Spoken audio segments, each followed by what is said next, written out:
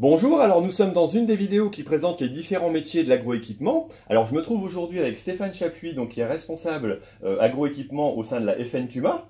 Bonjour Stéphane. Bonjour Thierry. Alors est-ce que tu peux nous présenter déjà la structure, ce que c'est que la FNCUMA, et puis parler de ton poste et ce que tu y fais pour démarrer. Et ben, donc là, FNCUMA, on est basé à Paris et on regroupe des fédérations départementales de CUMA. Donc on est une vingtaine de personnes à la FNCUMA sur les différents métiers qui peuvent être utiles au CUMA, dans l'accompagnement des CUMA. Et donc on n'a pas directement d'adhésion de nos CUMA à la FNCUMA, on a un réseau de proximité, donc on parle de fédération de proximité départementale, régionale, qui elle accompagne les CUMA sur le terrain et qui se tourne vers nous pour des questions qui relèvent d'une compétence nationale. Donc ça va être par exemple les questions de statut coopératif, de défense syndicale aussi, on essaye de faire valoir un certain nombre de choses et de droits pour les CUMA, d'agroéquipement, d'informatique et aussi un journal, le journal Entraide, que certains connaissent, donc voilà, qui est lié à notre fédération et à notre réseau, mais on est bien une fédération qui s'appuie sur un réseau réparti sur toute la France. D'accord, donc pour rappeler pour ceux qui ne connaîtraient vraiment pas, une CUMA c'est une coopérative d'utilisation de matériel agricole. Donc c'est un regroupement d'agriculteurs qui se regroupent donc pour acheter du matériel ensemble. Donc tout ça est structuré en CUMA, puis en fédération départementale, régionale, et donc ça remonte au niveau national. Voilà. Donc voilà, le rôle du national c'est d'aider à coordonner ça et puis de travailler tout ce qui est politique, enfin, comme tu l'as dit, et de fournir aussi des services éventuellement aux structures pour servir au mieux les agriculteurs qui sont au sein des CUMA.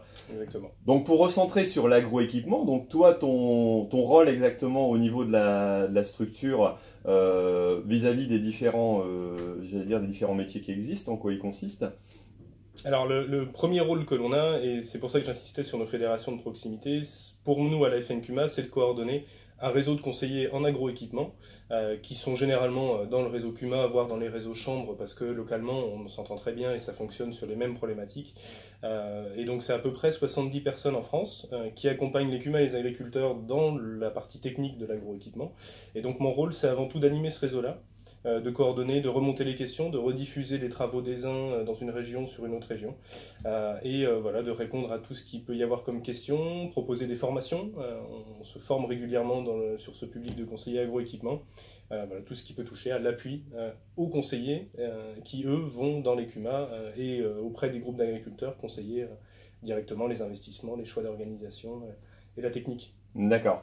Je sais que tu as un parcours, j'allais dire, un peu, enfin pas un peu particulier, mais bon voilà, tu as ton parcours et tu as travaillé toi aussi, j'allais dire, entre guillemets, à la base au niveau des CUMA. Donc en tant que chauffeur, c'est ça, ou mécanicien? Pour l'histoire, je suis rentré dans le réseau CUMA à 17 ans en tant que saisonnier. Donc je conduisais une presse à balles carrées dans l'Ain, dans une CUMA, et je les salue d'ailleurs parce que c'est eux qui m'ont fait rentrer clairement dans le réseau CUMA et qui m'ont permis de continuer ensuite. J'ai fait voilà, une alternance chez eux, une licence professionnelle, donc avec de la gestion et de la conduite. On en parlera un petit peu sur les métiers qu'il peut y avoir dans les CUMA juste après. Je suis rentré dans une fédération de proximité, j'ai été animateur et conseiller agroéquipement, et aujourd'hui je suis arrivé au niveau national sur l'appui technique et donc uniquement sur la partie agroéquipement.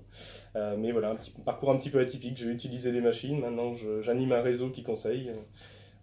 Ok, parcours intéressant aussi. Donc tu vas pouvoir nous parler justement des métiers qui existent, des différents métiers qui existent d'abord au sein des CUMA. Alors on a parlé de la fédération régionale et son utilité, enfin la fédération nationale des régionales et leur utilité. Et là maintenant, est-ce que tu peux m'expliquer les différents métiers qui existent au sein des CUMA, qui vont sûrement intéresser aussi les auditeurs qui cherchent pourquoi pas un emploi, parce qu'on sait que c'est déjà... il y a une forte demande, ouais. Hein, on est d'accord. On recherche du monde. On recrute, il n'y a pas de problème. Donc déjà, c'est une voie qui est ouverte, qui est possible, qui intéresse souvent aussi les jeunes. Alors, quels sont les différents métiers? Et on va parler après des niveaux d'études ou des possibilités d'études qu'on doit mettre en face pour arriver à ça. Alors, les principaux métiers en CUMA, ils sont liés à notre activité historique qui est le partage et l'utilisation de matériel en commun. On a aussi un développement de l'emploi partagé en CUMA depuis qu'on peut on a la capacité à être reconnu groupement d'employeurs. Ouais. Donc là, on mise à disposition directement chez l'adhérent. Donc ça amène des nouveaux métiers dans nos CUMA. Pour se donner juste un petit ordre d'idée, c'est à peu près 4700 salariés dans les CUMA en France, répartis sur 1600-1700 CUMA, et on progresse chaque année avec des CUMA qui ont plus de salariés, souvent, et des nouvelles CUMA qui deviennent employeuses, ce qui n'était pas avant. Ouais, c'est un fort développement actuellement, et c'est vrai que c'est au cœur aussi des préoccupations des agriculteurs qui ont besoin de plus en plus de main-d'œuvre. Il n'y a plus forcément la main-d'œuvre familiale qu'on avait avant, ou alors ça diminue. On a besoin d'un coup de main à un moment donné. On ne peut pas forcément embaucher tout le temps, donc c'est vrai que l'emploi en CUMA, moi je m'en rends bien compte, c'est vraiment très utile, quoi. Voilà, il y a deux demandes. Il y a la technicité des matériels qui peut effrayer aussi. On arrive sur des matériels tellement chers et tellement techniques à conduire. Pour le conduire une demi-journée par an, on n'a même pas le temps de le prendre en main. Et puis il y a tout simplement la charge de travail des agriculteurs qui sont preneurs d'une main-d'œuvre extérieure pour les aider, quoi, sur les coups de bourre. Et sur les chantiers, on voit bien qu'aujourd'hui, il y a une demande des agriculteurs là-dessus.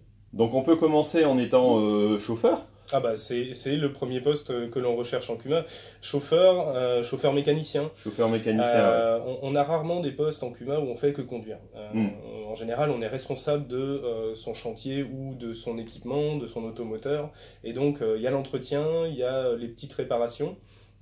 Au moins un niveau mécanique, voilà, il faut savoir voilà, changer des pièces d'usure, faire une vidange et contrôler que son matériel fonctionne bien, faire des graissages, une tension de chaîne, enfin des choses assez faciles en termes de mécanique. Mais on recherche plutôt des profils voilà, chauffeurs mécaniciens. Donc c'est la plus grosse partie des emplois en CUMA, liés au matériel. Après, on va avoir des gens qui sont un petit peu plus, qui par les années et par l'expérience aussi, évoluent dans la CUMA et vont être soit des mécaniciens chefs d'atelier, qui vont être responsables de l'atelier et parfois même des équipes qui vont derrière de chauffeurs, et qui vont là rentrer dans de la mécanique qu'on peut connaître en concession. Voilà, on va préparer, on va changer une ensileuse, la passer de l'herbe au maïs, pour les batteuses c'est pareil, préparer, réviser tous les matériels l'hiver pour qu'ils soient opérationnels au moment des chantiers. On va être vraiment dans de la mécanique avec un hangar, un atelier, des équipements, tout ce qu'il faut pour pouvoir travailler sur les matériels. On va avoir je vous disais, des postes de chef d'équipe donc qui vont coordonner les chantiers, parce que c'est bien beau d'avoir les matériels et les chauffeurs, mais si on n'est pas organisé dans le chantier, le tour de rôle des agriculteurs, la synchronisation des bennes avec la récolte, etc., il y a une vraie organisation de chantier derrière, et donc on a de plus en plus des CUMA qui confient ce rôle-là à un salarié, à un responsable, en lien avec un responsable d'activité, avec un agriculteur, hein, mais qui ont tendance à déléguer cette partie-là, qui est un peu complexe, et qui fait que le chantier réussit ou non. On a même des emplois, entre guillemets, de support. On a des secrétaires comptables en CUMA, parce qu'une fois qu'on a 3 salariés, 400 000 euros de chiffre d'affaires, il y a du boulot. Voilà, il y a les factures, il y a les encaissements, il y a les réservations de matériel, il y a tout ce qu'il peut y avoir comme fonctionnement de structure. Donc on a des postes temps partiel ou temps plein en secrétaire. Et on a un démarrage, alors c'est pas tout nouveau, ça existait déjà il y a quelques années, hein, mais on a un développement de postes qui sont devenus des directeurs de CUMA. Et qui sont affichés comme directeurs. On a des chefs d'équipe qui peuvent organiser les salariés sans être manager, responsable direct. Et on a maintenant des directeurs de CUMA, avec des CUMA qui ont 5-6 salariés et qui, du coup, embauchent un directeur pour gérer la structure. Et les agriculteurs se concentrent sur les orientations, les investissements, les recrutements. C'est eux qui s'occupent de ça, mais l'opérationnel, le quotidien est géré par eux. Lui, il gère l'opérationnel et aide à gérer la structure. Voilà. On peut démarrer, si on parle des niveaux de formation, avec un BEP CAP en mécanique agricole. Souvent, l'expérience est utile aussi, quoi. On apprécie, mais j'allais dire, on peut démarrer aussi peut-être sans trop d'expérience et puis avancer progressivement sous forme d'activité professionnelle ou formation professionnelle. Je l'ai fait dans une CUMA où on était 5 salariés à l'époque, j'étais en alternance. Donc il y a des CUMA qui aujourd'hui sont suffisamment dotés en main-d'œuvre et organisés pour accueillir une alternance, un stage, ou pour former des gens qui sont sur leur première expérience professionnelle. Il ne faut pas avoir peur de se dire je vais démarrer tout de suite sur des gros matériels. Non, il n'y a pas de souci. Enfin, il y a des gens pour accompagner dans ces CUMA-là, et puis il y a toujours les agriculteurs qui sont derrière. Bien sûr. Donc voilà, des possibilités d'évolution. On démarre souvent sur des profils BEP, CAP, Bac Pro.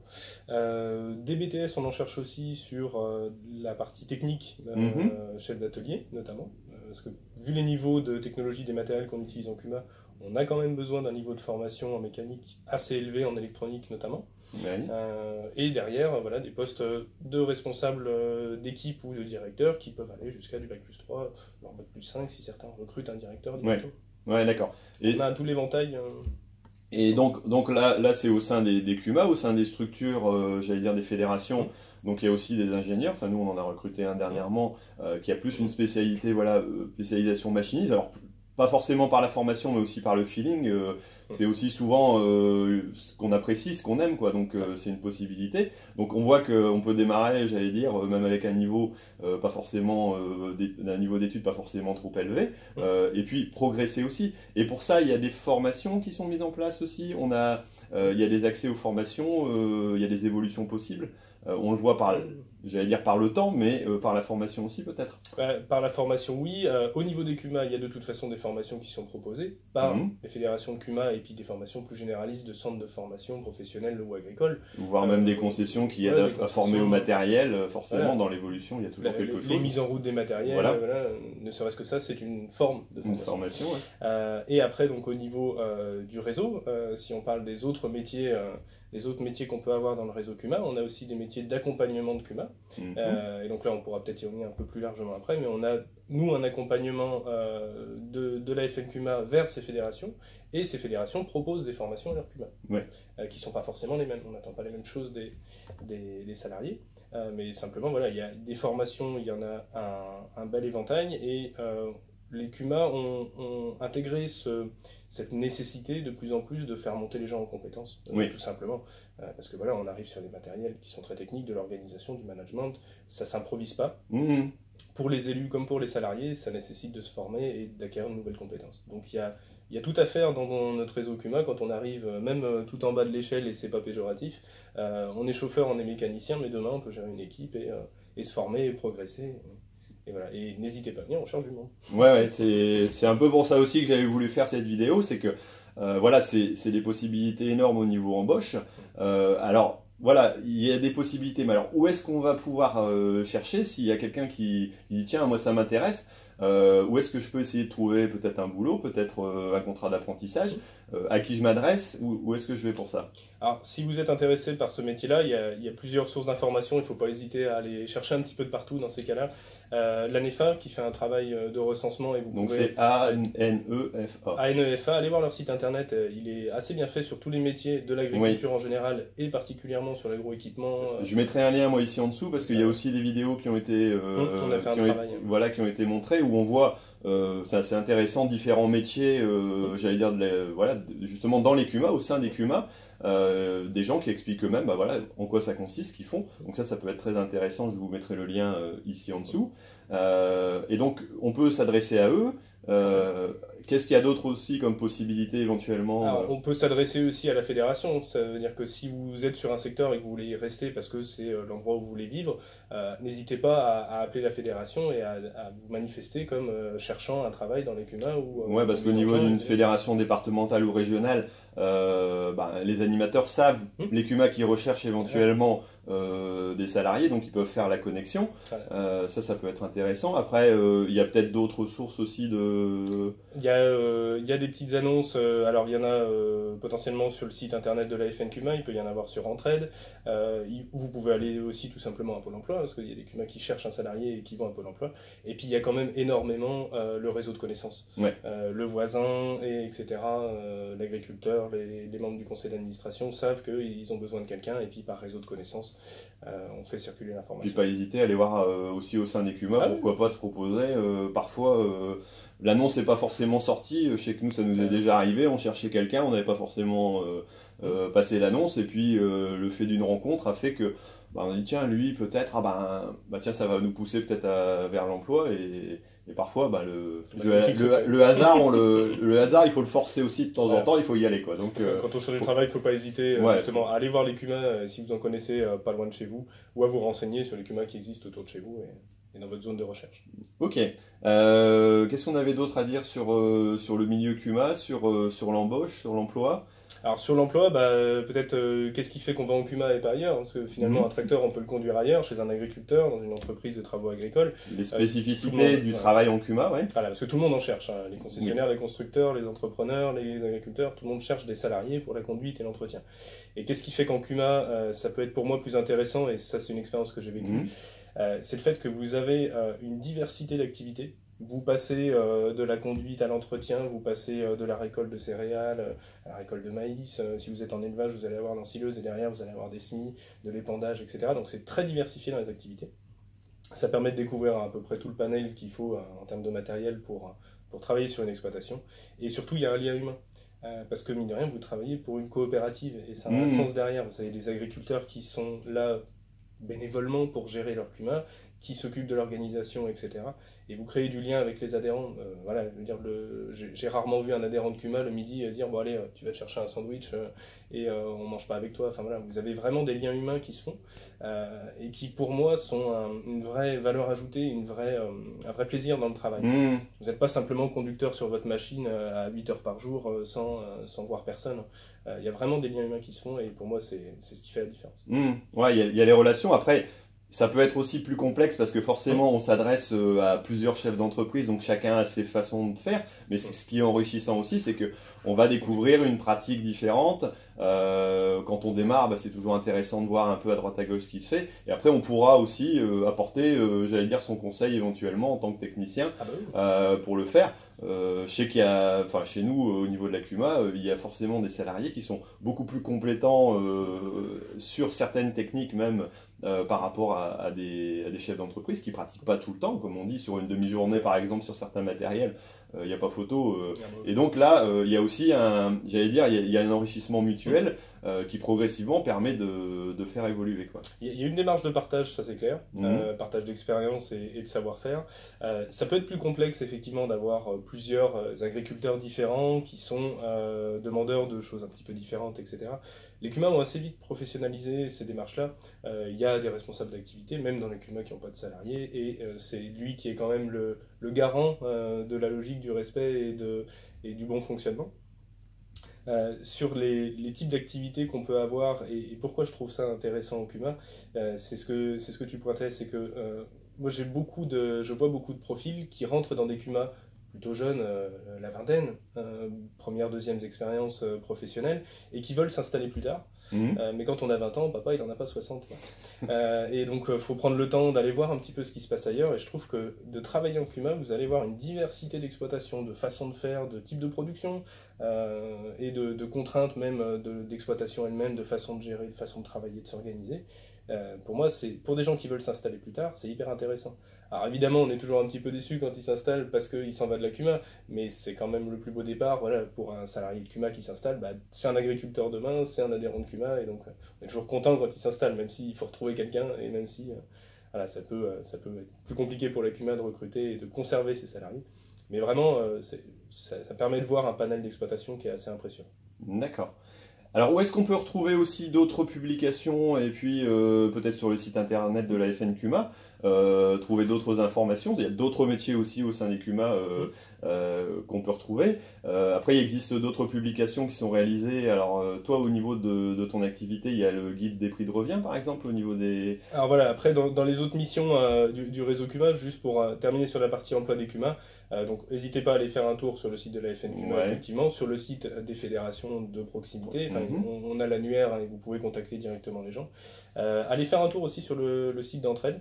Vous allez voir, il y a pas mal d'exemples de ce qui peut être fait en CUMA et de démarches avec des salariés. Vous donner un petit peu un moyen de découvrir le métier de salarié. Oui, il y a parfois des articles aussi sur la relation salarié, j'allais dire administrateur, les difficultés, les moyens de résoudre, démystifier aussi. Bon, c'est aussi un magazine dans lequel on peut retrouver pas mal de machinisme et puis l'aspect économique aussi du machinisme qui commence à être traité de plus en plus avec la data qui est intéressante aussi à voir parce que ça nous amène, il y avait dernièrement j'allais dire des comparaisons de tracteurs mais vraiment avec des termes économiques et ce qu'on trouve nulle part ailleurs. C'est vrai que quand on s'intéresse au machinisme on peut trouver des choses intéressantes.